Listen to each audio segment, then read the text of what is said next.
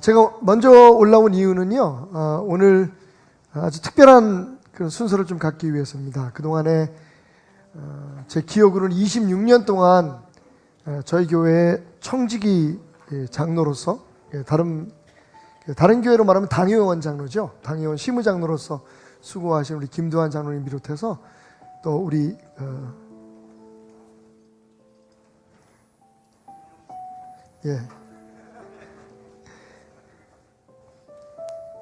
김영식 장로님 올해가 이제 정년이 되셨어요. 그래서 은퇴를 하시게 돼서 오늘 이 시간에 조촐하지만 은퇴식 자리를 마련했습니다. 우리 두 분 장로님 등단해 주시기 바랍니다. 마이크 하나만 좀 준비해 주시고요.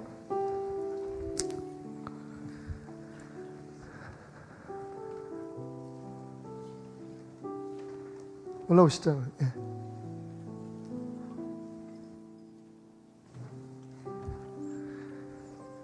가까이 오십시오. 이쪽으로 오시죠. 네. 자, 먼저 우리 성도님들에게 인사 한번 하시죠. 네.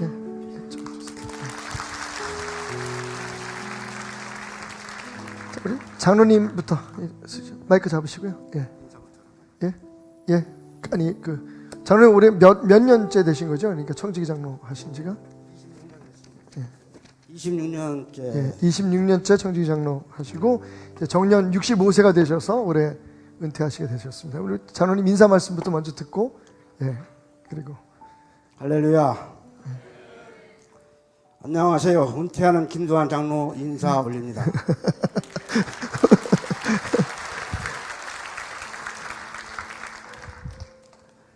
이 자리에 설 수 있었던 것이 하나님의 은혜요. 모든 성도님께 감사의 말씀을 드립니다. 제가 살아오면서 3번의 환송식을 받아보았습니다. 첫 번째로는 군 생활을 마치고 만기 전역할 때, 두 번째로는 공직 생활을 다 마치고 퇴임식 할 때, 세 번째로는 바로 오늘 이 시간 청지기 장로 임기를 다 마치고 은퇴식을 하는 것입니다. 부족한 저를 위해 이 자리를 만들어 주시고 주신 목사님과 모든 성도님께 감사의 말씀을 드립니다. 제가 베델교회를 40년 가까이 섬겨오면서 청지기 장로로 26년을 섬겨올 수 있었던 것은 다 하나님의 은혜요, 존경하는 베델교회 성도님들의 기도와 사랑과 성원이 있었기에 가능했던 것 같습니다. 다시 한번 이 시간을 빌어 감사드립니다. 그동안 힘들고 어렵고 안타까운 일도 있었지만 하나님께서 다 극복하게 하시고 승리하게 하셨습니다. 돌아보면 기쁜 날과 좋은 날, 보람된 날이 더 많았던 것 같습니다. 목사님을 모시고 선교팀과 해외 선교, 국내 선교, 명랑운동회 모든 행사 및 예배가 주마등같이 스쳐만 갑니다. 저에게 제일 큰 보람이라면 우리가 지금 이곳에서 예배드릴 수 있는 정릉 베델교회를 건축할 수 있었던 것이 큰 보람으로 생각됩니다. 이곳은 하나님의 집입니다. 마음껏 찬양하고 기도하고 말씀을 의뢰받는 하나님의 집이 되었으면 좋겠습니다. 그동안 목사님과 모든 성도님들 수고 많이 하셨습니다. 모든 영광을 하나님께 올려드리며 성도님들의 사랑 잊지 않고 기도하는 장로로 살아가겠습니다. 다시 한번 감사드리며 모든 성도님들을 사랑합니다. 사랑합니다. 네. 자, 우리 김영식 장로님도 한 말씀 하시겠습니다. 장로님 몇 년 되셨습니까? 2011년도에 임직을 받고 시작을 했습니다. 8년 네, 8년 좀 더 된 것 같습니다. 저 김영식 장로입니다. 나는 목사님이 지난달에 준비하라고 하셔가지고 네.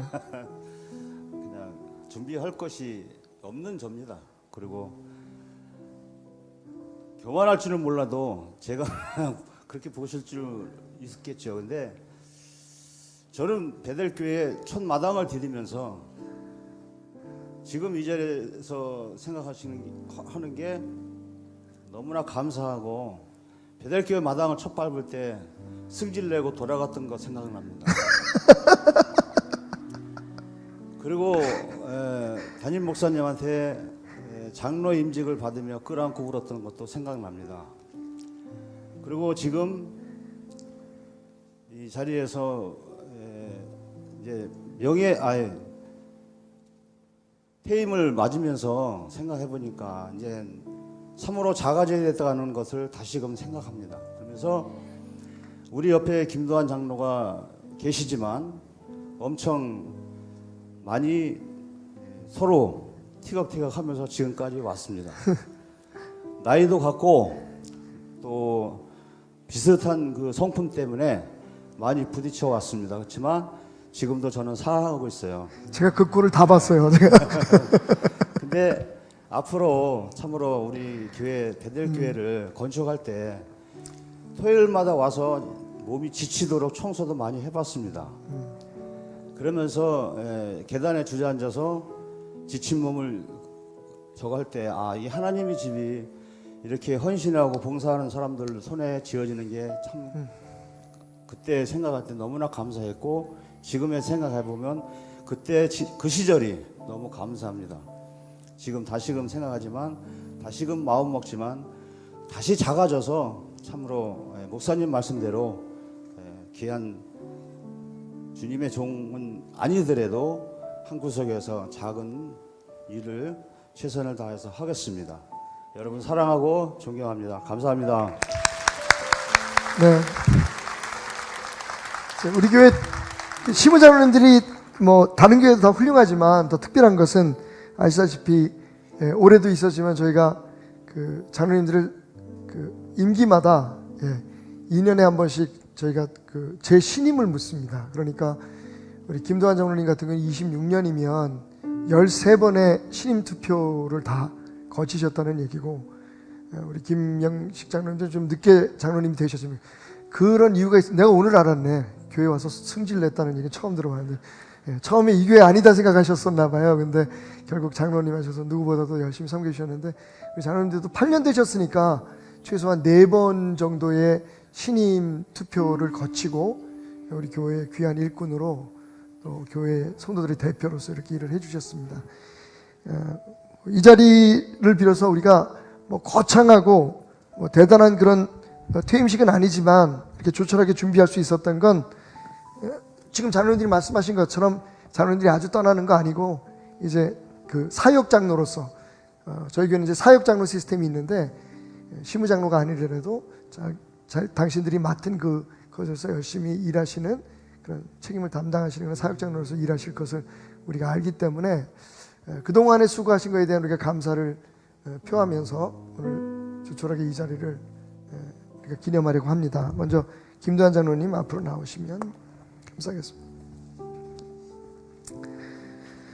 청지기 장로 은퇴 기념패 장로 김도환 장로님께서는 본교회 청지기 장로로서 교회의 부흥과 발전을 위해 충성을 다하시다가 정년을 맞아 명예로운 은퇴를 하게 되셨으므로 깊은 사랑과 감사의 뜻을 입회에 담아드립니다. 하나님의 은총이 항상 함께 하시기를 기도합니다. 주 2019년 1월 27일 베델교회 담임 박태남 목사 외 교우 일동. 수고 많으셨습니다.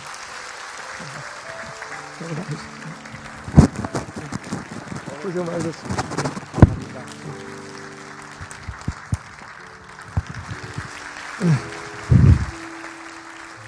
김영식 장로님 앞으로 가십시오. 청지기 장로 은퇴기념패 장로 김영식 장로님께서는 본교회 청지기 장로로서 교회의 부흥과 발전을 위해 충성을 다하시다가 정년을 맞아 명예로운 은퇴를 하게 되셨으므로 깊은 사랑과 감사의 뜻을 입회에 담아드립니다. 하나님의 은총이 함께 하시기를 항상 기도하겠습니다. 주 2019년 1월 27일 베델교회 담임 박태남 목사 외 교우 일동 장로님 수고하셨습니다.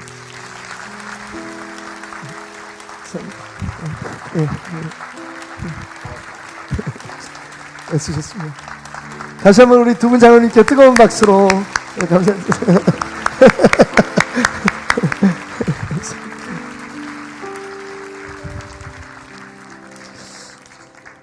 늘상 느끼는 거지만 참 우리 베들교회는 참 많이 다릅니다. 그래서 좋습니다. 예. 지난주에 우리가 반주자 그동안에 수고하셨던 반주자 위해서 우리가 환송의 박수를 쳐드렸는데 오늘 이제 새로운 반주자님이 오셨습니다. 문미정 자매님 자리에서 잠깐 일어나 주시면 뜨거운 박수로 환영하도록 하겠습니다. 감사합니다. 예. 자, 오늘 함께 은혜 나누실 말씀입니다. 사도행전 1장 8절에 있는 말씀입니다.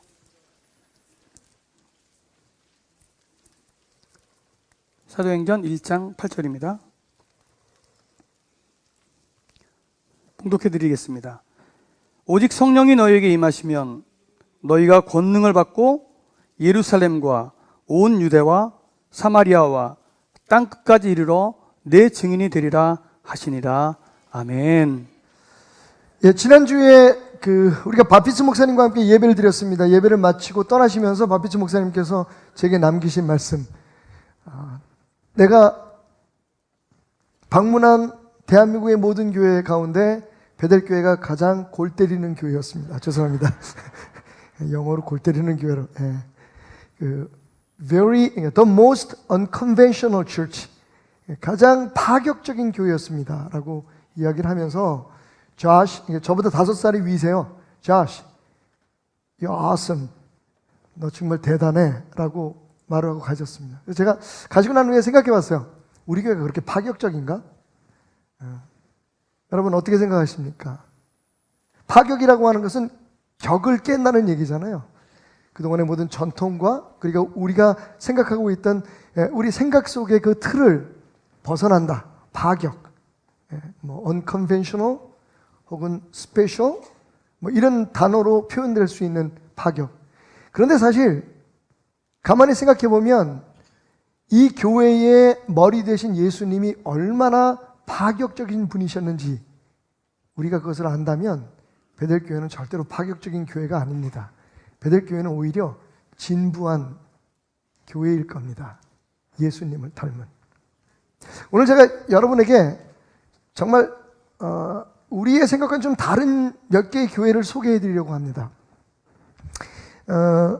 저의 경험에 이제 한계가 있기 때문에 제가 직접 스타디를 하고 그리고 직접 예배에 참여할 수 있었던 교회들 3교회를 골라봤습니다. 물론 모두 미국 캘리포니아 로스앤젤레스를 중심으로 한 지역에 있는 교회들인데 한번 같이 좀 보시죠. 제가 설명을 해드리겠습니다. 먼저 드림 센터라고 하는 교회입니다.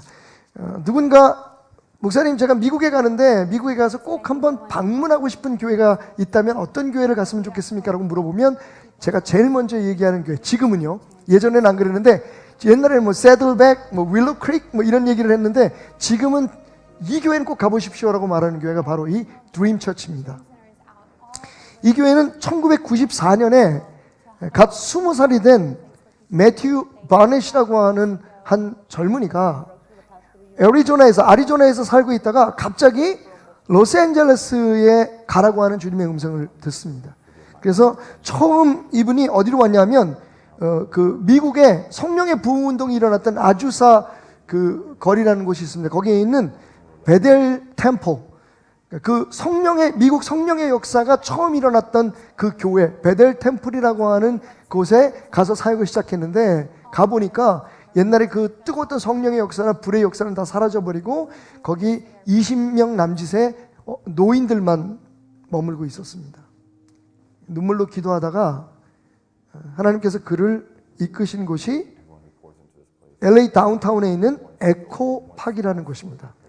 이 에코팍이라고 하는 곳은 어떤 곳이냐면요, 미국 전역에 마약 중독자들이 모이는 곳, 갱단들이 회합을 하는 곳, 그리고 생계를 위해서 길거리에 나온 여인들이 몸을 파는 곳, 수없이 많은 미국의 스키드로우라고 부르죠. 우리가 홈레스, 집 없는 노숙자들이 밤이면 모여드는 곳, 말 그대로 우범 지역입니다. 거기에 이 젊은 목사가 그들과 함께 생활을 시작하죠. 그와 함께 한 20여 명의 사람들이 마음을 같이 하고 처음으로 이 드림 센터라고 하는 사역을 시작하게 됩니다. 말 그대로 그들에게 먹을 것을 주고 그들과 함께 대화하고 그들과 함께 잠을 자고 교회라고 말할 수도 없이 그냥 그들과 함께 사는 것, 그것이 그들의 모든 사역이었습니다. 그러던 그 교회가 작년에 제가 방문을 해보니까 지금은 미 전역에 130개의 지교회를, 같은 정신을 가지고 사역하는 교회들을 가지고 있었고, 이 LA에 있는 드림 센터라고 하는 교회, 큰 빌딩입니다. 그 빌딩에서 매일 항상 준비되어서 그 가난하고 힘들고 어려운 사람들을 위해서 그들을 위한 그 쉼터를 마련해주고 그들에게 먹을 것을 공급하고 그리고 그들을 훈련시켜서 정말 정상적이고 그리고 늠름한 하나님의 사람으로 살아갈 수 있도록 그렇게 재활훈련에 동참하는 풀타임 자원봉사자. 여러분 되게 좀 아이러니한 그런 표현인데요. 모순적인 표현이죠. 보통 풀타임이라고 하면 월급을 받고, 왜냐하면 그게 자기 직업이니까. 근데 직업적으로 무보수로 봉사하는 그 교회의 일꾼이 무려 500명이 넘습니다.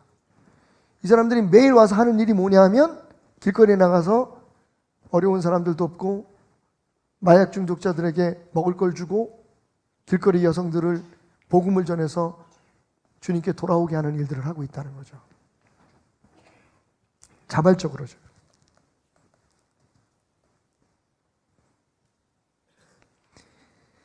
근데 사실 이런 사역을 시작하게 되었을 때 항상 성공적인 것은 아니었습니다.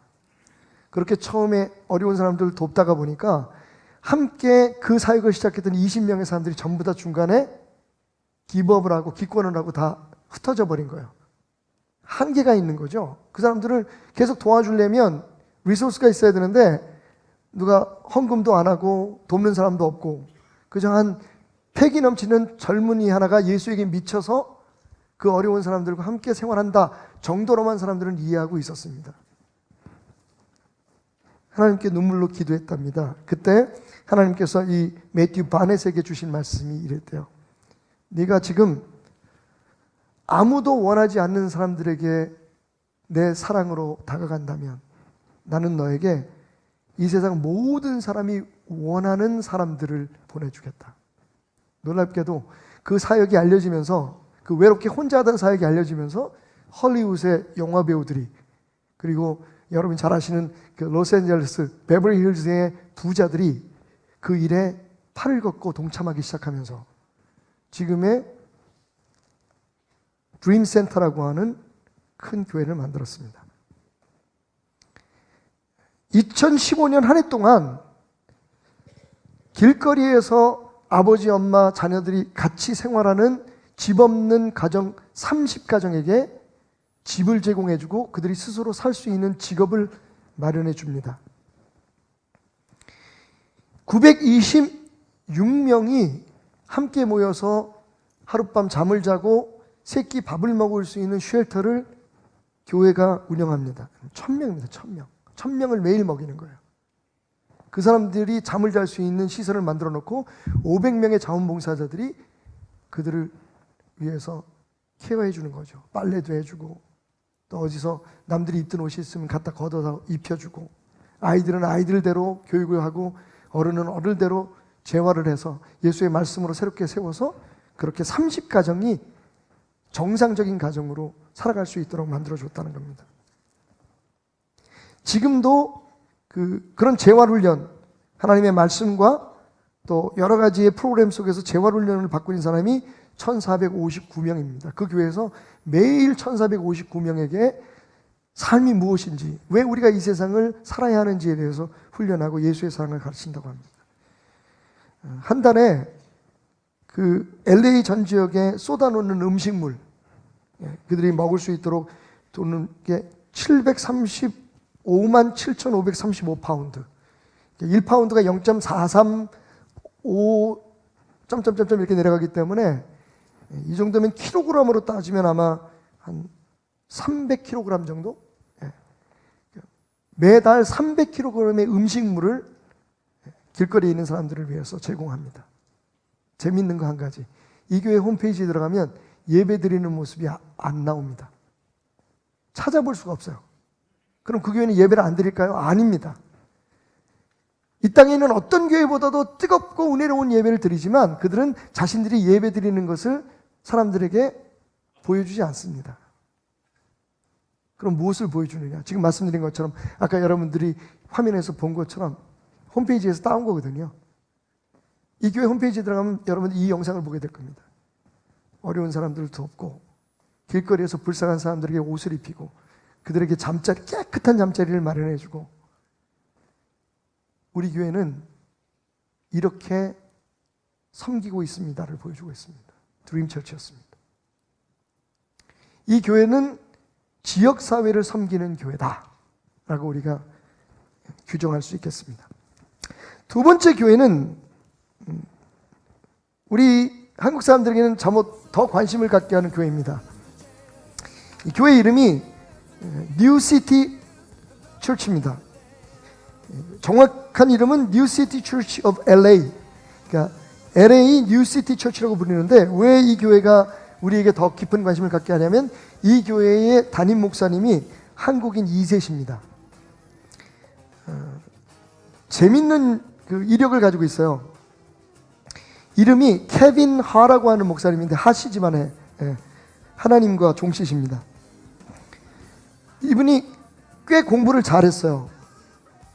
그러니까 1세대였던 그 아버님 어머님의 소원은 아들이 그 케빈이 변호사가 되는 거였습니다. 미국에서 당당하게. 그래야 자랑거리가 생기잖아요. 삶도 안정되고. 그래서 이 케빈에게 지금 여기 이쪽에 계신 분입니다. 저하고 좀 비슷하게 생겼죠. 이 케빈 목사님이 하루는 도시 중심을 걷다가 그곳에 역시 그 두 개의 아주 극단적인 문화가 존재하는 것을 봤어요. 크고 막 으리으리한 그런 건물들 속에 그 아래 그 박스 쪼가리를 세워놓고 그 밑에서 잠을 자고 있는 사람들, 그리고 그 큰 건물에서 나오는 사장님, 회장님들은 심지어는 수십억이 되는 자동차를 타고 다니면서 우리는 상상할 수도 없는 가격의 양복을 입고 매일매일 엄청난 음식을 먹고, 심지어는 그 사람들을 만나기 위해서는 사람들이 돈을 내며 점심을 먹어야 될 정도로 그렇게 화려한 삶을 살고 있었는데, 또 한쪽에서는 너무나 비참한 삶을 살고 있다는 거죠. 그래서 내가 주의 종이 돼서 이 사람들을 도와야겠다라고 생각하고 부모님께 가서 말합니다. 저는 목사가 되겠습니다. 신학교를 가겠습니다. 여러분 어떻게 반응하시겠어요? 넌 미쳤니? 펄펄 뛰는 거죠. 야, 너같이 그렇게 공부 잘하는 애가 뭐하러 신학교를 가서 목사가 돼? 너는 변호사가 돼야 돼. 그게 우리 집안의 소망이야. 하도 반대가 심하니까 이 케빈이 부모님과 딜을 합니다. 그럼 아버님, 어머님, 제가 변호사가 되면 부모님의 꿈이 이루어지니까 그 다음부터는 내가 하고 싶은 대로 하게 내버려 두시겠습니까? 부모님 무슨 더 바랄 게 뭐가 있겠어? 그래, 변호사 되라. 그래서 이 케빈 하가, 우리 교회 케빈 오가 있어가지고 자꾸만 우리 케빈 오도 만만치 않습니다. 우리 케빈하 이 목사님이 그 로스쿨을 가죠. 그래서 국제법 변호사가 됩니다. 그냥 보통 미국 변호사가 아니라 굉장히 미국에서도 어려운 국제법 변호사가 되죠. 그리고 변호사 라이센스 자격증을 따는 날 부모님을 찾아갑니다. 그리고는 아버지, 어머니 약속대로 저는 신학교 갑니다. 이분이 공부해서 변호사 되간 이유는 그걸로 먹고 살려고 한 게 아니라 목사가 되기 위해서 변호사가 된 거죠. 부모님께서 할 말이 없었던 겁니다. 그렇게 해서 목사가 돼요. 처음 그 교회도 한 20명 정도로 지금 건물을 한 3번, 4번 정도인가 옮겼는데 20명 정도로 시작한 교회가 400명이 됐습니다. 3년 만에. 근데 그 이상 부흥하진 않아요. 항상 400명 정도 유지됩니다. 지금 사용하고 있는 교회는 LA 그 티에트리라고 옛날 극장이에요. 시정부에서도 그냥 이게 그 역사적인 건물이기 때문에 부술 수는 없고, 그렇다고 이걸 어떻게 다시 개조해서 쓸 수는 없고, 그냥 방치해놨던 건물을 이 교회에서 삽니다. 그리고 그 교회를 개조해서 약 400명이 모여서 예배를 드리는 교회를 지금 섬기고 있죠. 뭐가 특별한가요? 이 교회 예배에 참석해 보시면 깜짝 놀랍니다. 그 젊은 시절 케빈 하가 봤던 그 비전이 그 교회 안에서 이루어지고 있어요. 저는 그걸 하나님의 나라로 봤습니다. 정말 감동적이에요. 거기는 베버리힐즈에서 사는 정말 돈 많은 사람들도 앉아있고, 거기에는 정말 냄새가 나서 옆에 앉아있을 수 없을 만큼 지금 막 길거리에서 이 예배 참석하면 먹을 거 한 끼 음식을 먹을 수 있다는 생각 때문에 와서 앉아있는 사람들이 있습니다. 이런 교회는 드물어요. 전 세계 어딜 가도 사실은 뭐 이렇게 우리가 멀티 에스닉이라고 하죠. 멀티 에스닉. 인종적인 그런 융합이 이루어진 교회는 많습니다. 그 벽을 넘어선 교회는 많아요. 그러니까 흑인, 백인, 동양인, 뭐 여러 인종들이 여러 나라에서 온 사람들이 함께 모여서 예배를 드리는 교회는 적지 않게 많지만, 이 뉴시티 철치처럼 멀티 소시오 이코노믹이죠. 다시 말하면 사회적으로 같이 이렇게 섞일 수 없다고 생각하는 사람들. 특별히 요즘 뭐 사회적으로 섞일 수 없다고 하면 제일 큰 문제가 역시 돈이잖아요. 이코노미컬리. 그러니까 경제적으로 이 사람들은 같이 같은 곳에 앉아서 밥을 먹을 수 없는 사람들이에요. 그런 사람들이 그 교회를 가득 채웁니다. 근데 재미있는 게 뭔지 아세요?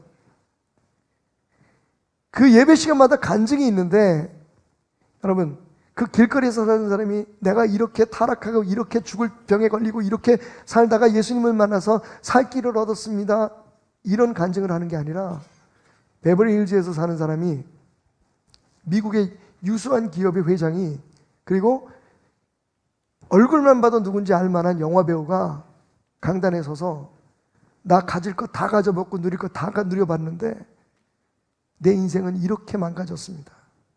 마약 없으면 살 수 없고 세상의 모든 희락과 환락만이 나의 외로움과 허전함을 채워줄 수 있었는데, 어느 날 제가 이 교회 소문 듣고 와서 제게 찾아온 한 노숙인의 가냘픈 몸을 씻어주면서 저는 처음으로 제가 이 세상에 왜 살아있는지를 알게 되었습니다. 하나님이 왜 나를 그렇게 유명하게 만드셨고 나를 왜 그렇게 부유하게 하셨는지를 알게 되었습니다. 그 교회는 예배가 끝나면 거기 오신 분들을 목욕 서비스를 해요. 그걸 위해서 그 LA 티에터 안에 조그만 샤워실을 굉장히 많이 만들어 놨습니다. 그리고 그게 끝나고 나면 기다리고 있던 소위 좀 잘 사는 사람들이 그분들을 데리고 가서 밥을 먹이고 옷을 입히고, 역시 그 교회도 예배 드리는 장면은 한두 컵밖에 없어요.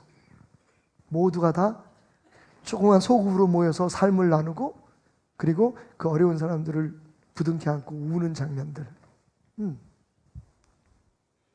아이들을 위한 정말 편안하고 따뜻한 공간들을 그 교회는 자랑하고 있었습니다. 이 교회는 도시를 섬기는 교회라고 우리가 규정할 수가 있죠. 우리가 있는 곳에서 우리가 해야 할 일이 무엇인지를 관심 있게 돌아보고 그 속에서 들려오는 하나님의 음성을 아무리 힘들고 어려워도, 그리고 교회가 4,000명, 4만 명으로 부흥하지 않아도 감당하려고 하는 교회. 교회의 부흥이 목적이 아니라 그 교회를 거기 세워주신 주님의 뜻이 목적이 되는 교회. 자랑스러운 한국인 2세가 목회하고 있는 뉴시티 처치였습니다. 세 번째로 여러분들에게 소개하는 이 교회는 이게 교회인가 할 만큼 정말 충격적이었습니다. 제가 처음 방문했을 때가 지금부터 한 10여 년 전이었었는데요. 이 교회는 교회라고 하는 자체의 건물을 별로 중요하게 생각하지 않습니다. 여기는 교회를 캠퍼스라고 부르는데, 지금 보이는 저 수염기른 가죽 잠바를 입으신 분이 담임 목사님이십니다. 가끔은 목에다 쇠사슬을 걸고 나오십니다. 이 교회에 갔을 때 제 처음 느낌은요, 정말 충격이었습니다. 제가 충격을 받았다면 어느 정도 충격인지 아시겠죠? 거기에 디자인을 담당하는 목사님은 일본계 목사님이었고, 그 다음에 음악을 담당하는 목사님은 중국계 목사님이셨습니다. 거기에 뭐 여러 인종의 여러 다른 나라 출신의 목사님들이 모여 있었는데, 귀에다가 귀걸이를 걸고, 어떤 목사님은요 등치가 이만한데 짧은 텐탑을 입었는데 여기 전체가 다 문신이었어요. 그런 분이 와서 예수 믿을래 안 믿을래 그러면 무조건 믿겠다 그럴 것 같았어요. 근데 한국에서 12명의 목사가 왔다 하니까 이분들이요 테이블을 쫙 치우더니 의자를 둥글게 놓고, 그 교회를 섬기는 핵심 목사님들이 전부 다, 제가 방문했던 곳은 그 LA에 있는 그 메인 캠퍼스였어요. 빌딩이에요. 그 목사님들이 오셔서 자신들이 왜 이런 이상한 짓을 하고 있는지, 그들의 목표가 뭔지를 우리에게 얘기해 주었습니다. 창밖을 내다보라 해서 내다봤더니 주차장에 그 우리가 흔히 말하는 탑차 있잖아요. 트럭에 이렇게 뚜껑 만들어 놓은 거. 그런 차들이 수십 대가 그분들의 얘기는 저 한 대가 교회입니다. 그 안에 교회에서 필요한 모든 음향장치, 텐트 아무 데나 가서 펼치면 교회가 되는 거예요. 그럼 어디를 찾아갑니까? 이 사람들은 기다리는 게 아니라 찾아가는 교회라고 얘기를 해요. 어떤 사람들 찾아가면 역시 소외받은 사람, 예수님을 만나기 어려운 사람, 그런 사람들이 있는 곳이면 어디든지 가서 교회를 세우고, 그게 3개월이 되든 6개월이 되든 자신들의 모든 문화적인 재능들, 거기는요 무용수도 있고요, 뭐 옛날에 락 밴드, 뭐 이게 헤비 메탈 했던 분들도 계시고, 그리고 뭐 디자인 하시는 분들, 뭐 무슨 뭐 하여튼 여러 직종의 사람들이 다 모여서 자신들이 가지고 있는 모든 걸 가지고 찾아오는 사람들에게 예수의 희망을 전해주는 일을 하고 있었습니다. 작년에 제가 그 집회를 했던 그 동부 사랑의 교회, 그 교회가 이 모자이크 교회에서 사용하던 건물을 그 인수받은 교회예요. 그 교회의 특징이, 이 모자이크 교회의 특징이 그겁니다. 어느 곳에 교회를 세우고 거기서 사역을 하다가 자신들이 생각하고 있는 그 비전이 어느 정도 이루어졌다, 그 지역을 어느 정도 변화시켰다고 생각하면 뒤도 돌아보지 않고 건물을 팔고 갑니다. 근데 그것도 굉장히 저렴한 가격에 다른 교회에다가 인수하고 가요. 왜냐하면 그들의 목적이 교회를 세우는 게 아니기 때문입니다. 예수의 사랑을, 그 사랑이 나하고는 상관이 없다고 하는 사람들에게 전하는 것이 그 교회의 목적이기 때문입니다.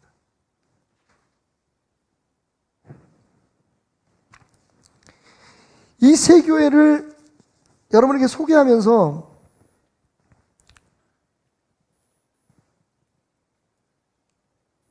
제게 떠오르는 한 분의 말이 생각났습니다. 예전에 제가 설교 제목으로도 사용했던 거예요. 에디 깁슨이라는 분이 뭐라고 얘기했냐면, 만약 오늘 이 지역에서 우리 교회가 사라져버린다면 이 지역에는 어떠한 변화가 일어날까라는 질문을 던졌어요. 여러분, 만약 드림처치가 에코파크 지역에, 그 LA 다운타운 가장 우범 지역에 거기에 지금 서 있는데 그 교회가 없어지면 여러분 어떤 변화가 일어날까요? 아마 역설적으로 이렇게 여러분들에게 말씀드리면 상상이 갈 거예요. 그 교회가 거기 세워지고 나서요, 에코파크라고 하는 세상 사람들이 세상의 가장 끝에서 살고 싶었던 그 지역이 LA 지역에서 살고 싶은 지역 5위 안에 들어가요. 지역이 변했어요. 옛날에는 사람들이 무서워서 거기를 저녁에는 가질 못해요. 여러분, 참 슬픈 건, 저도 거기 어떤 목사님이 도나스 가게에서 도나스를 다 팔고 나면 남는 것들이 있잖아요. 근데 도나스는 하루가 지나면 거의 못 먹게 되니까 이분들에게 부탁을 해서 그 LA 지역에 있는 도너스 가게, 특히 한국 분들이 운영하는 도너스 가게에 부탁을 해가지고 남은 것들을 전부 다 밤에 퇴근하면서 밖에다 내놓고 가게 해요. 그러면 이 목사님이 밤을 새워서 밴을 끌고 다니면서 그 도너스를 다 걷습니다. 그리고 새벽이 되면 그분이 에코파크를 찾아가요. 드림센터가 생기기 전에 있었던 겁니다. 지금도 하고 계시는지 모르겠는데, 제가 그분과 함께, 제가 그때 6시에 아침 방송을 같이 했어요. 근데 GBC에서 아침 방송을 했는데 너무 그분 취재 갔다가 감동을 받아가지고 그분과 함께 한 2개월 정도 새벽 4시에 가서 에코파크에서 그분과 함께 도너스 나눠주고 하나님 말씀 전하고 그리고 6시에 방송을 하다가 지쳐서 쓰러졌어요. 그래서 그다음부터는 못했는데 그게 그러니까 2094년에 제가 1994년에 그 한국에 나왔잖아요.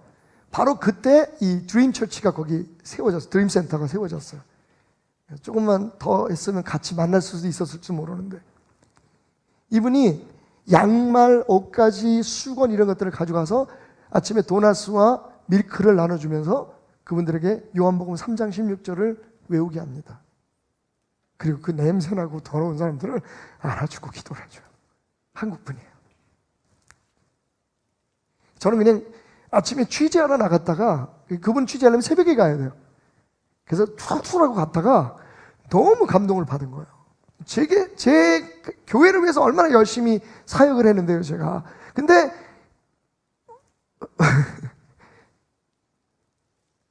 제 사역에는 없었던 거였어요.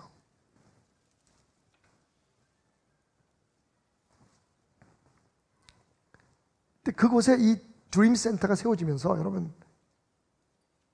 지역이 바뀌어버렸어요. 아마 지금쯤 드림 센터가 없어진다 그러면 그 지역 주민들이 난리가 날 거예요. 떠나지 말라고.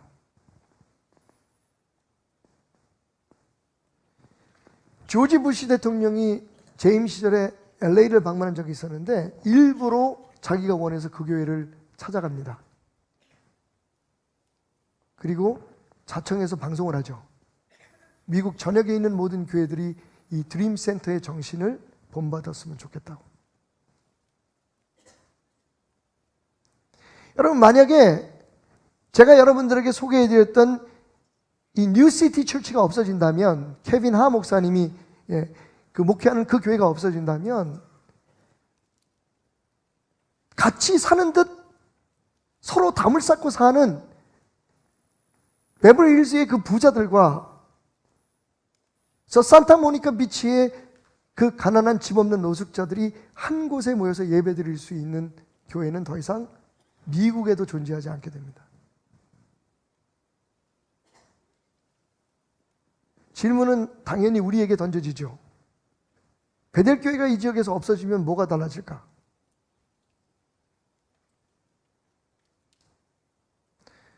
더 좁혀서 말하면 여러분들이 지금 여러분의 삶의 그 현장에서 없어져 버린다면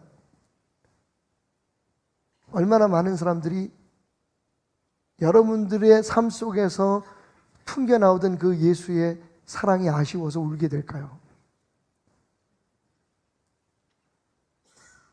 제가 도발적인 질문을 하나 하겠습니다. 교회 앞에.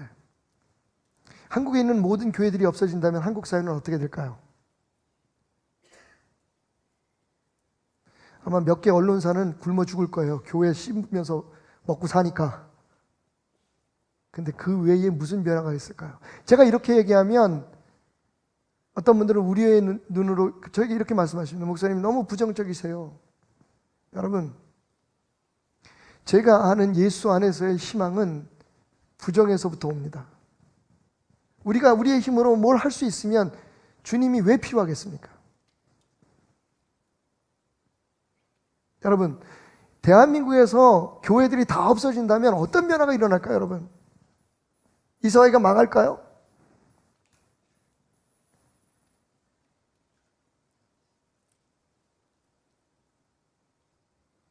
저는 오늘 말씀의 서두를 베델교회는 참 파격적인 교회입니다라는 말씀을 가지고 시작했습니다만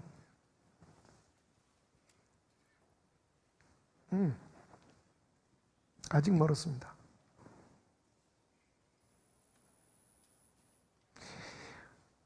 여러분, 다른 말씀도 아니고 예수님께서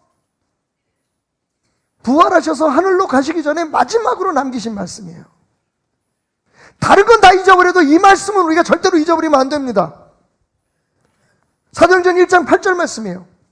한번 외워봅시다. 시작. 오직 성령이 너희에게 임하시면 너희가 권능을 받고 예루살렘과 온 유대와 사마리아와 땅끝까지 이르러 내 증인이 되리라. 여러분, 이게 교회에 대한 주님의 마지막 명령이에요. 유언입니다.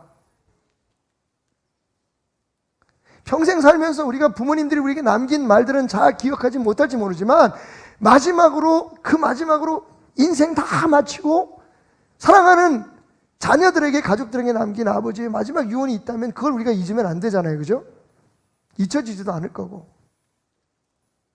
참 묘한 게 우리는 예수님께서 세상에 살면서 병 고치고 물고기 2마리 버렸다고 해서 5,000명을 먹이고 이런 것에 대해서 너무너무 잘 기억하는데 오직 성령이 너에게 임하시면 너희가 권능을 받고 예루살렘과 온 유대와 사마리아와 땅끝까지 이르러 내 증인이 되라고 하는 이 말씀을 우리의 삶 속에 되새기고 또 되새기는 교회와 그런 성도들은 많지 않아요. 여러분, 오늘 이 예배가 마치면 여러분과 함께 작년 한 해 동안 우리 베들교회가 어떻게 살림을 해왔는지 그리고 앞으로 우리 교회는 어떤 교회로서 주님의 뜻을 받들어 나갈 건지를 이야기하는 공동의회가 잠시 있을 겁니다. 예배 일찍 끝낼 거예요. 한 15분 정도 일찍 끝낼 텐데 교회에 등록교인 되시는 분들 잠깐만 참여하시면 함께 교회를 위해서 기도할 수 있는 시간이 있을 겁니다. 그래서 제가 오늘 이 말씀을 다시 한번 주목해 봤어요. 참 충격적이겠지만 여러분 한번 따라해 보시겠습니까? 주님은 우리를 교회로 부르신 것이 아니라 선교지로 부르셨습니다. 여러분, 너희가 권능을 받고 예루살렘에 가서 교회 세우고 사마리아에 가서 교회 세우고 땅끝까지 이르러 교회 세우라고 말씀하셨나요? 아닙니다. 예루살렘과 온 유다와 사마리아와 땅끝까지 이르러 뭐가 되라고요? 내 증인이 되라고 말씀하셨어요. 지금 우리는 교회를 세우는데 너무 많은 에너지를 쏟고 있습니다. 우리에게 어떤 거룩한 다툼이 있거나 어떤 진지한 토론이 있다면 그 모든 건 다 우리 교회가 어떻게 부흥할 것인가, 우리 교회를 어떻게 교회 같은 교회를 만들 것인가를 가지고 지금 우리가 서로 싸우고 다투고 심지어는 그게 너무 심각해지면 막 세상 법정에 가서도 막 하고 교회의 모든 프로그램과 교회의 모든 홍보의 중심이 부흥입니다. 우리 교회.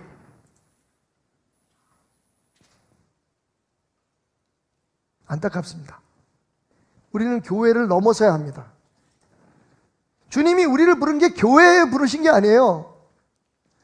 교회를 넘어서서 우리의 삶의 현장을 예수 증인들이 살아가는 선교지로 삼으시라고 주님 우리를 부르셨습니다. 제 말이 아닙니다, 여러분. 또 읽어보고 또 읽어보고 또 묵상하고 또 묵상해 보십시오. 혹시 여러분들이 그런 의심을 가지고 있어요. 그거 말씀 한 구절 가지고 뭐 그렇게 말씀하시나? 여러분 보세요.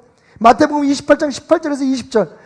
마태가 우리에게 전하는 예수님의 마지막 말씀입니다. 예수께서 나와 말씀하여 이르시되 하늘과 땅의 모든 것을 내게 주셨으니 그러므로 너희는 가서 모든 민족으로 제자를 삼아 아버지와 아들과 성령의 이름으로 세례를 베풀고 내가 너희에게 분부한 모든 것을 가르쳐 지키게 하라. 볼지어다 내가 세상 끝날까지 너희와 항상 함께 있으리라 하시니라. 여러분 여기도 교회 세우라는 말 한마디 없어요. 교회가 내 꿈이다, 교회가 내 목표다라고 주님 말씀하지 않으십니다. 교회를 통해서 무엇을 해야 할지, 왜 이 땅에 하나님이 교회를 세우시려고 했는지 그것을 들으라고 우리에게 말씀하고 계세요. 그런데 우리는 지금 교회에 머물러 있어요. 교회가 우리 생활의 전부예요.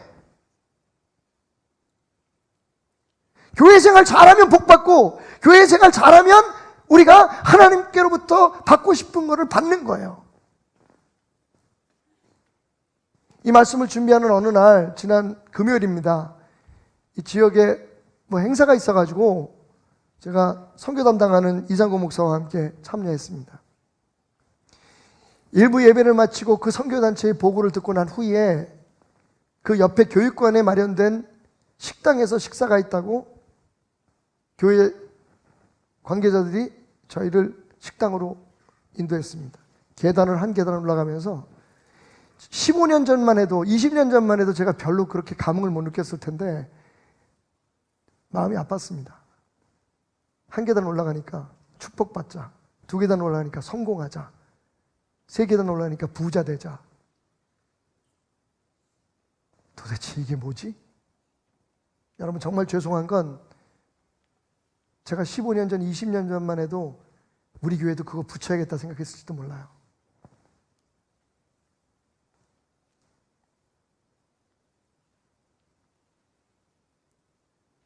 그 계단 어느 한쪽 구석에도 증인되자는 말은 없었습니다.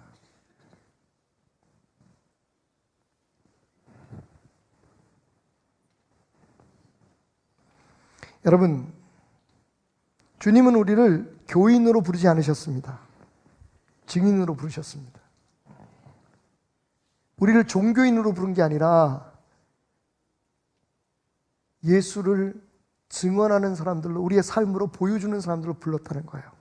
따라합시다. 주님은 우리를 교인으로 부르신 것이 아니라 증인으로 부르셨습니다. 당연히 증인된 교인이 되어야겠죠. 우리 교인 맞죠? 그것도 자랑스러운 베델교회 교인입니다. 근데 여러분, 그거로 멈추면 안 돼요. 그걸 유지하고 지키려고 몸부림치면 안 됩니다. 우리는 증인입니다. 어디에서요? 교회 안에서 큰 소리 쳐야 아무 소용없어요, 여러분. 세상 속에서 그 교회가 아무리 조직적으로 잘 돼 있고 프로그램이 완벽하고 모든 사람들에게 보여줄 만한 것이 가득해도 우리의 사명은 증인입니다. 여기서 말하는 증인, 말투스라고 하는 말은 두 가지의 의미를 다 가지고 있어요. 말로 전하는 것, 증언하는 사람이라는 뜻도 있고요. 두 번째로 삶으로 보여준다는 뜻이 있어요. 그래서 이걸 합쳐서 순교자라고 하는 그런 의미로도 사용됩니다. 여러분, 순교자, 어떤 진리를 위해서 자기가 믿고 자기가 따르는 어떠한 가르침을 위해서 자기의 목숨까지도 내놓는 사람, 삶 전체를 예수라고 하는 그 진리를 보여주기 위해서 살고 말하는 사람들이 말투스, 증인입니다. 교회 나와서 예배드리고 주일날 예배 한번 참석했다고, 내가 좋은 믿음을 가졌다고, 11조하고 헌금 많이 했다고 뭔가 특별한 사람이 됐다고 생각하면 안 됩니다. 그건 과정일 뿐입니다. 주님의 증인이 되기 위해서 지금 우리가 그렇게 해야 된다는 거예요. 그게 끝이 아닙니다. 그런데 지금 대부분의 교회들은 그게 목표입니다.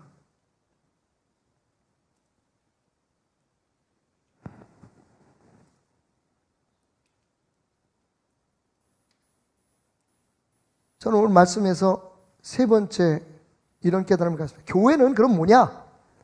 따라합시다. 교회에서 권능을 받고 삶의 현장에서 증인되자. 그러면 주님이 함께 하신다. 주님의 약속을 여러분 왜곡시키지 마십시오. 주님 분명히 이렇게 말씀하셨습니다. 내가 세상 끝날까지 너희와 항상 함께 있으리라. 아멘 하시죠. 그 앞을 읽으셔야 돼요. 그 앞에 뭐라고 나와 있습니까? 너희는 모든 족속에게 너희가 배운 걸 가르쳐라라고요. 증인이 될 때 주님이 우리와 함께 하신다는 거예요. 증인이 될 때 우리가 예수의 능력을 삶 속에서 발휘할 수 있게 되는 겁니다. 권능이란 무엇입니까? 우리가 많이 들은 설교이기 때문에 dynamis라고 하는, 권능은 dynamis라는 말에서 왔다고 해요. 근데 이 dynamis라는 말은 dynamite라고 하는 동사에서, dynamite라고 하는 동사는 무슨 뜻이냐면 할 수 있다는 거예요. 이 권능은요, 뭐 어떤 특별한 보여지는 능력을 얘기하는 게 아니라 어떤 사람에게 주어진 그 일을 감당할 수 있는 능력이에요. 그게 은사입니다. 은사는 은사 자체로서 무엇을 보여주려고 나타나는 게 아니라 주님께서 우리에게 맡기신 일을 감당하라고 주신 특별한 능력이에요. 그게 두나미스입니다. 그게 권능입니다. 그럼 그걸 어디서 봤습니까? 예수님 이렇게 말씀하십니다. 사도행전 1장 3절 5절 말씀을 보면 너희는 예루살렘을 떠나지 말고 내게서 들은 바 아버지께서 약속하신 것을 기다리라. 요한은 물로 세례를 베풀었으나 너희는 몇 날이 못 되어 성령으로 세례를 받으리라. 예수님께서 땅끝까지 이런 증인이 되라는 말씀하시기 전에 하신 말씀이 뭐냐 하면 예루살렘에 가서 내가 약속한 아버지께서 너에게 주겠다고 하는 그 성령이 임하고 너희들이 증인이 될 수 있는 능력을 받을 수 있는 그때를 기다리라고 말씀하셨어요. 그리고 제자들과 한 120여 명의 예수님을 따르던, 끝까지 따르던 사람들은 마가 요한이라고 하는 사람의 집에 있는 다락방에 올라가서 기도합니다. 그리고 거기 성령이 임하죠. 그 다음에 어떻게 됐습니까? 그곳을 떠납니다. 길거리로 나가서 예수를 증거하기 시작합니다. 성경을 읽으면서 좀 이해에 가지 않는 말씀이 하나 있죠. 여러분이 잘 아는 것처럼 이 스데반이 고난당할 때에 그 사건을 기록하고 있는 사도행전 말씀에 보면 8장 1절부터 이런 말씀이 있습니다. 사울은 그가 죽임당함을 마땅히 여기더라. 그날에 예루살렘에 있는 교회에 큰 박해가 있어 사도 외에는 다 유대와 사마리아 모든 땅으로 흩어지니라. 경건한 사람들이 스데반을 장사하고 위하여 크게 울더라. 사울이 교회를 진멸할세. 여러분, 정말 교회 자체가 예수님의 목적이었다면 예수님은 실패한 거죠. 교회가 박해를 받아서 흩어지게 그냥 내버려 두신 겁니다. 사울이라고 하는 한 사람에 의해서 교회가 그러니까 진멸됐다라고 하는, 진멸됐다는 말, 잔멸됐다는 게 한 사람도 남은 사람이 없이 다 사울이 잡아서 붙들어서 법정에다 갖다, 종교 법정에다 세웠다는 얘기예요. 잔멸했다. 끝까지 추적해서 잡아냈다는 거예요. 믿는 사람, 예수 믿는 사람들이라고 하는. 여러분, 이게 오랜 세월이 지나서 교회가 타락한 후에 일어난 일이 아니라 성령이 임해서 막 뜨겁게 불부터 오르던 그 초대 예루살렘 교회에 예수님이 꿈꿔서 이루신 그 첫 번째 교회에 일어난 사건이에요. 예수님의 뜻은 교회를 튼튼하게 지키는 게 아니었습니다. 예루살렘과 온 유대와 사마리아와 땅끝까지 이르러 증인이 되라고 교회를 세우신 거였어요. 그런데 교회가 그것을 잊어버리기 시작합니다. 자기네들끼리 모여가지고 교회 안에서 정말 훌륭한 일이죠. 자신들이 교제하고 자신들만의 세상을 만드는 것에 집중하고 있을 때 주님은 더 이상 두고 보실 수 없었죠. 왜? 그게 앞으로 있을 모든 교회의 모델이 될 테니까요.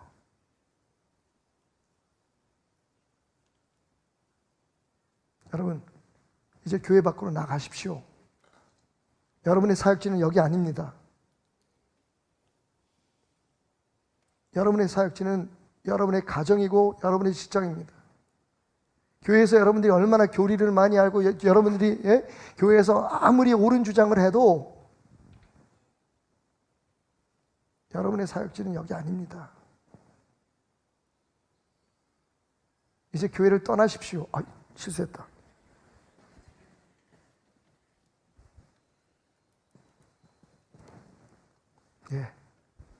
제발 베델교회를 좀 떠나십시오.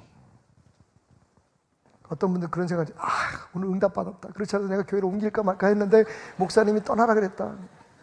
제발 여러분, 제발. 제가 여러분들이 하고 싶은 말이 너무 많아요. 여러분들에게 들려줘야 할 말들이 아직 너무 많습니다. 제게 주어진 시간이 얼마인지 모르지만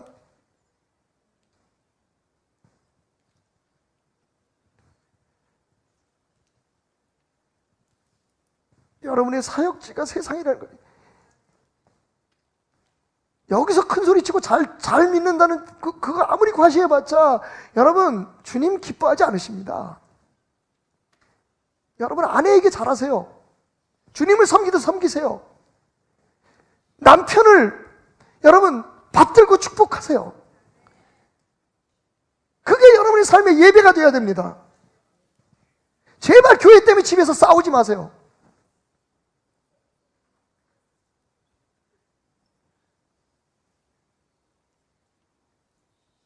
제발 자식들을 여러분들이 원하는, 여러분이 하나님 된 세상에 우상으로 세우려고 하나님을 팔지 마시란 말이에요. 예배드리지 마시란 말이에요.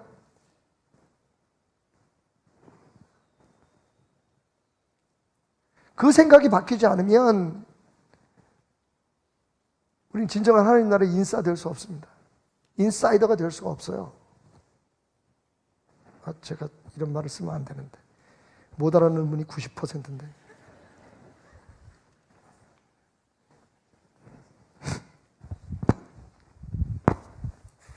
죄송합니다.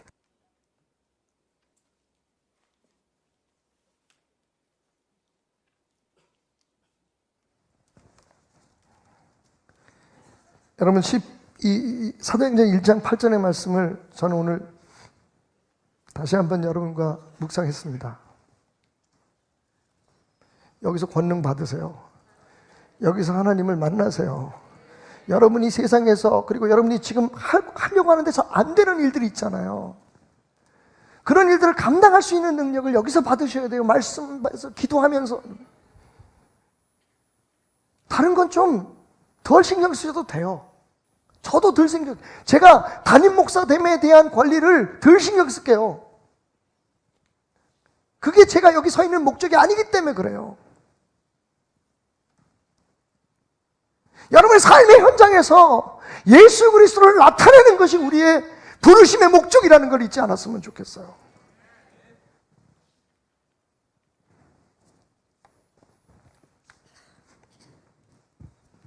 여러분 잘 아시는 팀 켈러 목사님의 마가복음 설명서인 왕의 십자가라는 책을 읽었습니다. 그 가운데 이런 이야기가 있어요. 한 번은 영국의 유명한 목사 딕 루카스가 설교 중에 초대교회 성도와 이웃 로마인 사이에 다음과 같은 대화가 오갔을지 모른다고 말했다. 이웃 로마인이 말한다. 듣자니 종교인이라면서요. 종교는 좋은 것이죠. 당신 종교의 성전과 성지는 어디에 있나요? 크리스천이 대답한다. 성전은 따로 없어요. 예수님이 우리의 성전이시죠. 성전이 없다고요? 그러면 제사장은 어디서 제사를 지내나요? 하나님과 우리 사이를 중재하는 제사장은 따로 없어요. 예수님이 우리의 제사장이시죠. 아니, 제사장이 없다고요? 그러면 희생제물은 어디서 드리나요? 희생제물을 드려야 하나님이 기뻐하시고 은혜를 베풀지 않으실까요? 희생제물은 필요 없어요. 예수님이 우리의 희생제물이시죠. 그러자 로마인이 말한다. 뭐 이런 종교가 다 있어. 로마인은 툴툴거리며 떠나간다. 맞는 말이다. 기독교는 종교가 아니다. 여러분, 기독교가 종교가 아니면 여러분이 지금 드리는 이 예배는 제사가 아닙니다. 종교의식이 아니라는 말이에요. 이걸 통해서 신을 기쁘게 해드려서 무엇인가 우리가 원하는 것을 얻어내는 평화를 보장받고 축복을 보장받는 그 제사가 아니라는 말입니다, 여러분. 여러분의 기도는 종교의식이 아닙니다. 그건 우리의 아버지 되시고 우리의 목자 되신 그분이 우리에게 베풀으신 은혜에 대한 깨달음의 고백입니다. 그리고 어떤 문제나 어떤 어려움도 그분 안에서 부족함 없이 인도함 받을 수 있다는 것에 대한 고백입니다. 기독교가 종교가 아니라면 우리가 드리는 헌금은 재물이 아닙니다, 여러분. 언제까지 그 구약 성경의 고리탑탑한 제사에서 벗어나지 못하겠습니까? 예수님은 말씀하셨습니다. 나는 율법을 파하러 온 것이 아니라 완성하러 왔다. 예수가 성전이고 예수가 제물이고 예수가 제사장이고 그 예수가 내 안에 있습니다. 당신이 성전이고 당신이 주님 앞에 드려야 할 산제사고, 아멘. 당신의 삶이 예배입니다. 이게 기독교입니다. 뭐 그딴 종교가 다 있어 라고 생각하시는 분이 있다면 제대로 말씀하신 겁니다. 기독교는 종교 아닙니다. 베델교회가 골 때리는 교회라고요? 예배가 왜 이러냐고요? 목사는 말하는 뽀대가 왜 저래? 주님께 물어보십시오. 이 성전을 헐어라. 내가 사흘 만에 이루리라. 내가 안식일의 주인인 것을 알지 못하느냐. 내가 바로 하나님이다 말씀하셨던 그 예수님의 파격 앞에 도대체 우리가 할 수 있는 파격이란 무엇입니까? 그분을 따르는 것이 파격이라면, 그분의 뜻을 알려고 몸부림치는 것이 파격이라면, 여러분, 그건 축복입니다. 우리 그냥 진부한 교회 됩시다. 밖에서 볼 때는 파격이겠지만 주님 보실 때는 아직 멀었다. 니네는 아직도 진부해. 언제까지 그렇게 살래? 말씀하실 겁니다.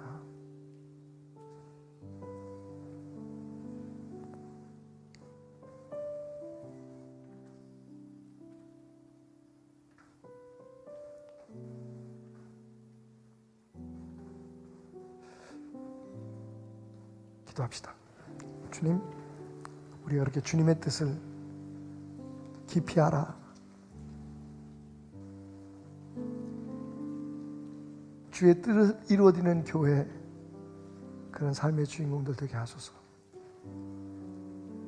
애쓰는 신앙이 아니라 누리는 신앙으로, 문제가 생겼을 때 해결하려고 하는 정비하는 신앙이 아니라, 수리하는 신앙이 아니라 매일매일의 삶에 주님이 나와 함께 하는지를 돌아보는 정비하는 신앙으로,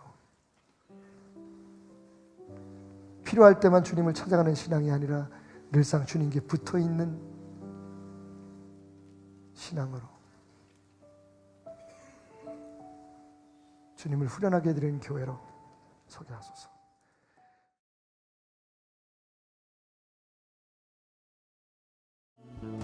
나의 안에 거하라.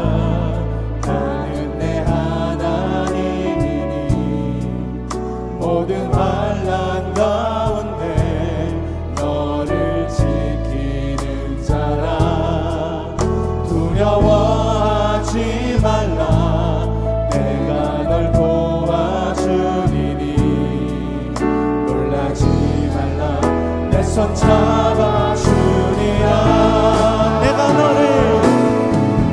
너를 지명하여 불렀나니 너는 내 것이라. 내 것이라. 너의 하나님이라. 내가 너를 보배롭고 존귀하게 여기노라. 너를 사랑하니 내 여호와라. 내가 너를 지명하여 불렀나니 너는 내 것이라. 내 것이라. 너의 하나님이라. 내가 너를 보배롭고 존귀하게 여기노라. 오늘 주님께서 나에게 이렇게 말씀하십니다. 내가 너를 지명하여 불렀나니 너는 내 것이라. 내 것이라.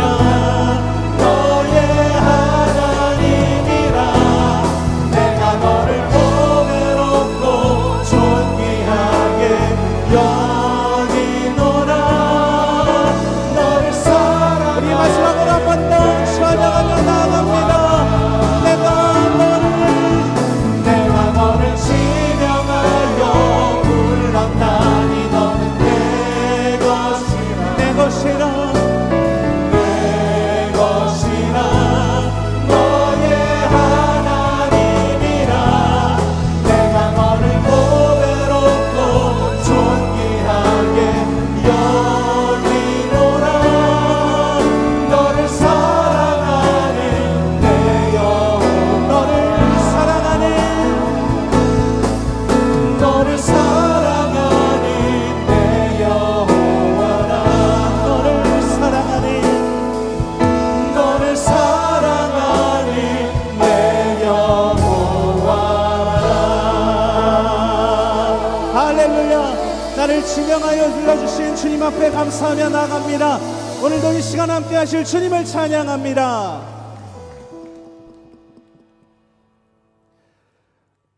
우리 모두를 지명하여 불러주신 하나님께 감사하며 나아갑니다. 오늘 이 시간 예배 가운데 나아갈 때에 귀한 믿음으로 나아가는 축복이 있기를 간절히 소망합니다. 우리 같이 박수 치면서 주님 앞에 영광 올려드리겠습니다. 할렐루야. 우리 다 같이 일어나서 주님께 기뻐하며 이 시간 찬양하겠습니다. 나는 믿음으로 주 얼굴 보리니. 우리 같이 찬양합니다. 나는 믿음으로 주 얼굴 보리니. 아침에 깰 때에 주 영상에 만족하니. 나 주님 닮기 원하네. 믿음으로 주 얼굴 보리라. 나는 믿음으로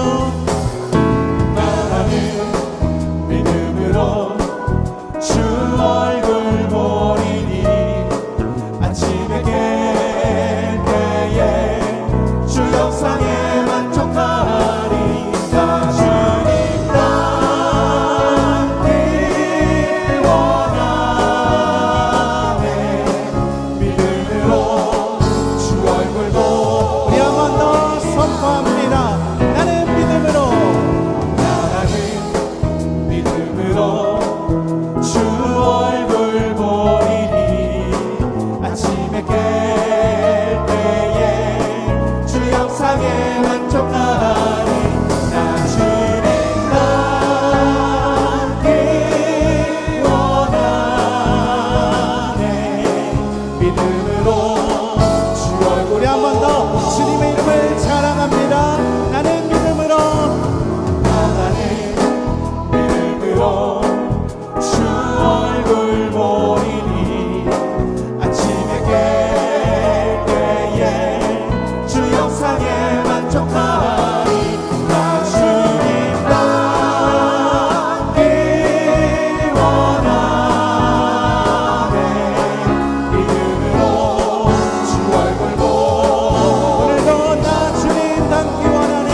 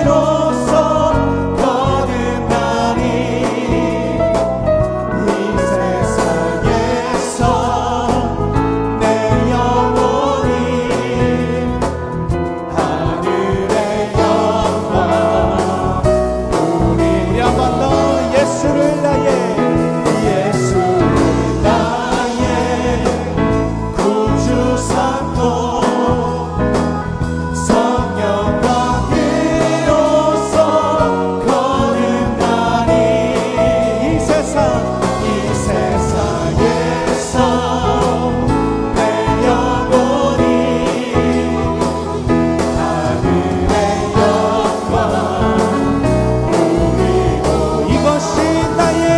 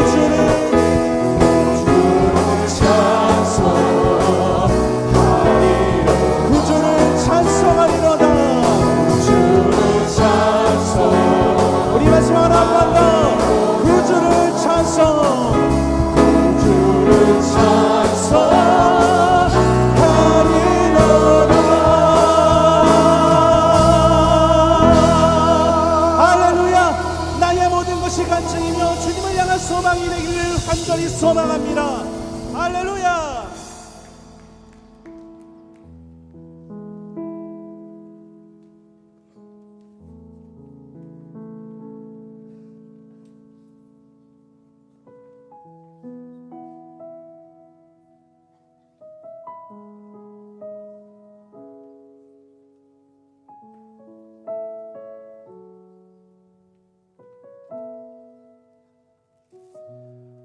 이번 주 예배를 찬양을 준비하면서 이런 마음을 가졌습니다. 이번 주 예배는 나의 찬양을 통하여서 주님께 예배를 드리는 그 모든 시간을 통하여서 주님을 마음껏 자랑하고 또한 주님께서 주신 그 귀한 은혜를 마음껏 선포했으면 좋겠다라는 그런 마음을 가졌습니다. 그런데 제일 중요한 것은 그 모든 것들이 주님이 없으면 아무것도 아니라는 것을 깨달았습니다. 오늘도 이 시간 주님께서 함께 하십니다. 주님께서 나의 찬양을 기뻐 받아주시고 또한 나의 예배를 흐뭇하게 지켜보실 줄로 믿습니다. 언제나 항상 주님의 사랑이 없으면, 주님의 지혜가 없으면, 또한 주님의 모든 은혜와 축복이 없으면 나는 아무것도 아니고 아무것도 못하며 또한 살 수도 없는 그런 나약한 존재임을 고백합니다. 오늘도 이 시간 나와 함께 하실 주님을 찬양합니다. 오늘도 이 예배 가운데 함께 하실 주님을 예배합니다. 이번 한 주간도 나의 손을 굳건히 붙잡아 주시는 주님과 함께 하기를 원합니다. 오늘도 이 시간 나의 예배를 받아주실 주님께 고백하며 이 시간 나아가겠습니다. 나는 아무것도 아닙니다.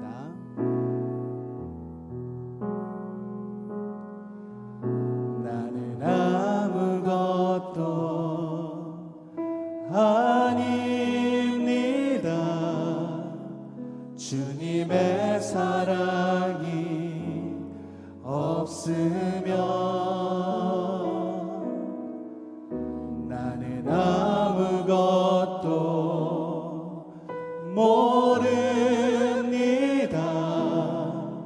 주님의 지혜가 없으면 나는 아무것도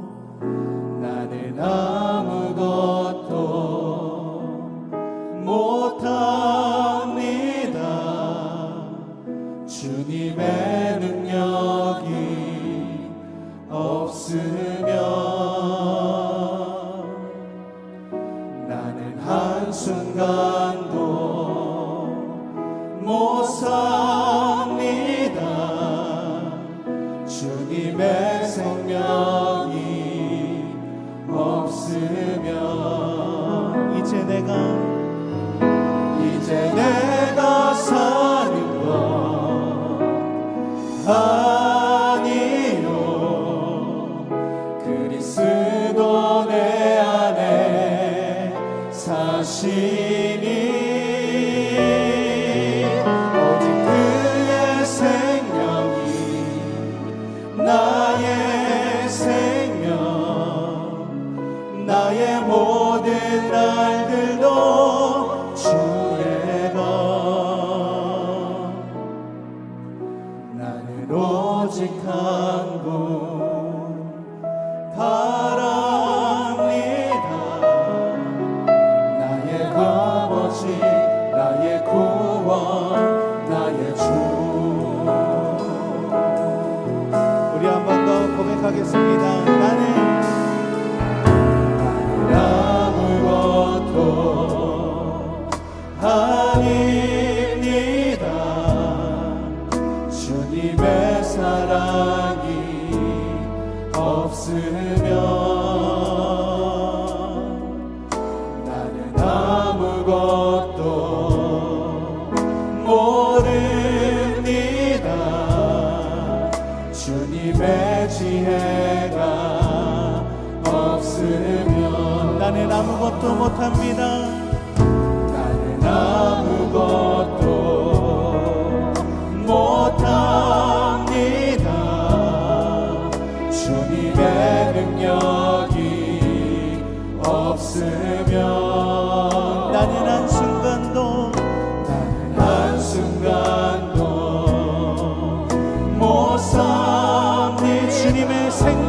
없으면 주님의 생명이 없으면 이제 내가 사는 것 이제 내가 사는 것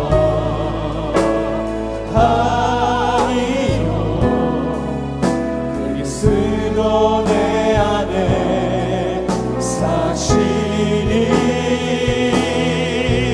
오직 그의 생명이 나의 생명 나의 모든 날들도 주의 것 이제 내가 사는 것 아니요 이제 내가 사는 것 아니요 그리스도 내 안에 사시니 그의 생명이 나의 생명 나의 모든 날들도 주의 이제 내가 사는 것 아니요 이제 내가 사는 것 아니요 그리스도 내 안에 사시니 오직 그의 생명이 나의 생명 나의 모든 날들도 우리 한번 더 고백합니다 이제 내가 사는 것 아니요 이제 내가 사는 것 아니요 그리스도 내 안에 사시니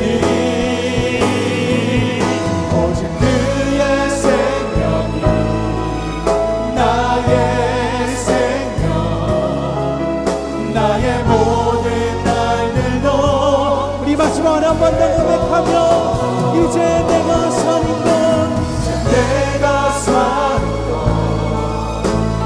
아니요 그리스도 내 안에 사시니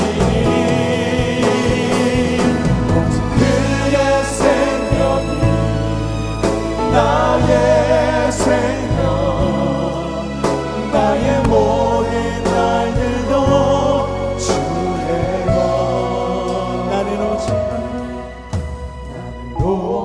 한 분 바랍니다 나의 그 아버지 나의 구원 나의 주 나는 오직 한 분 나는 오직 한 분 바랍니다 나의 아버지 나의 구원